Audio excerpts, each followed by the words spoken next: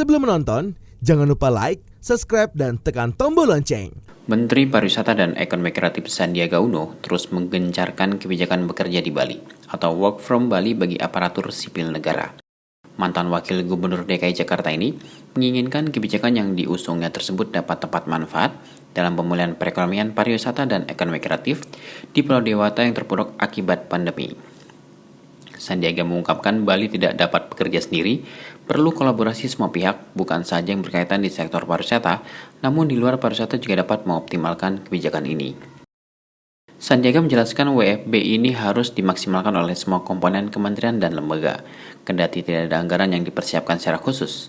Anggaran untuk WFB masih menggunakan anggaran yang lama, sehingga harus dipergunakan dengan seefisien mungkin.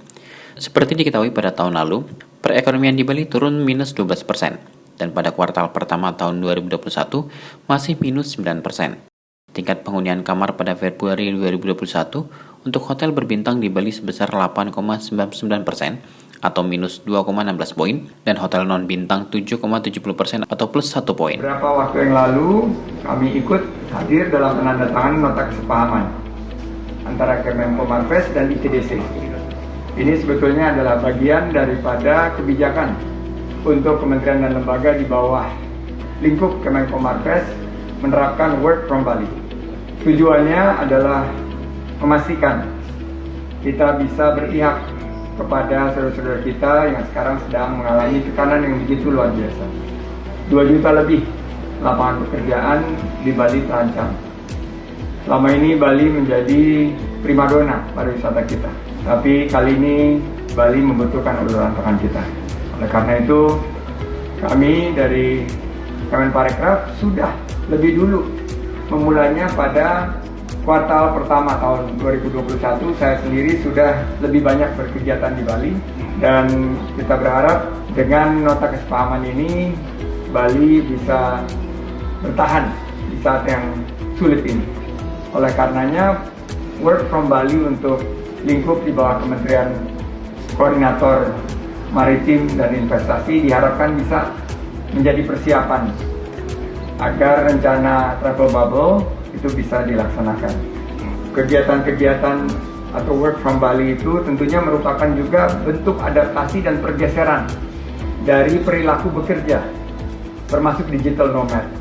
Karena itu kami melihat langkah skema 25% ASN yang menjadi acuan untuk berkegiatan di Bali bisa menjadi langkah yang tepat sasaran, tepat manfaat, dan tepat waktu. Karena rekan-rekan kita, saudara-saudara kita di Bali sudah sangat membutuhkan. Terkait dana hibah pariwisata dan bantuan insentif pemerintah, Sandiaga Uno juga menjelaskan telah mengusulkan dana program pemulihan ekonomi tahun anggaran 2021 untuk sektor pariwisata sebesar 3,7 triliun rupiah kepada Ketua Komite Penanganan COVID-19 dan Pemulihan Ekonomi Nasional dengan cakupan penerima hibah yang lebih luas dibandingkan dengan dana hibah pariwisata tahun 2020. Untuk BIP yang merupakan program tahunan yang diselenggarakan sejak 2017 yang bertujuan memberikan tambahan modal kerja dan atau investasi aktiva tetap kepada pelaku usaha pariwisata dan ekonomi kreatif.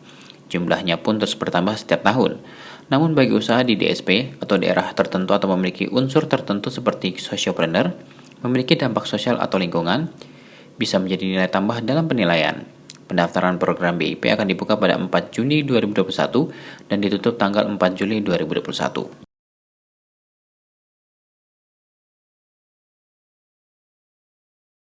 Menparekraf memberikan penghargaan dan penghormatan untuk musisi campur sari Didi Kempot pada Malam Puncak Lomba Karya Anak Komunitas.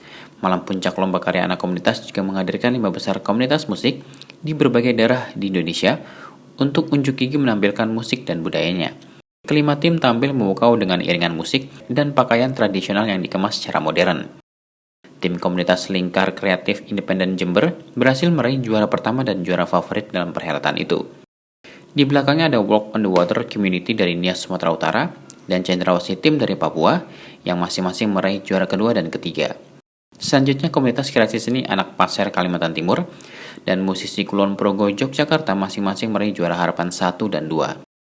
Menteri Pariwisata dan Ekonomi Kreatif RI Sandiaga Salahuddin Uno Dalam kesempatan tersebut mengatakan musik adalah penyemangat dan pemersatu bangsa Indonesia yang kaya akan keragaman suku dan budaya. Ucapkan terima kasih atas semua dukungan untuk membangkitkan motivasi, membangkitkan semangat setelah 1 tahun kita akhirnya ada di penghujung atau malam puncak Lomba Karya Musik Anak Komunitas ini adalah bentuk apresiasi karena keberagaman kita yang luar biasa, tapi juga karena kita kemampuan untuk bertahan.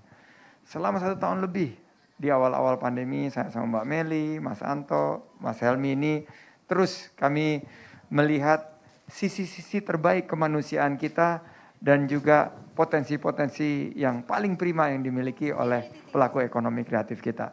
Malam ini kita akan saksikan dan kita akan apresiasi sebagai bentuk dari bagaimana kita semua memberikan sentuhan.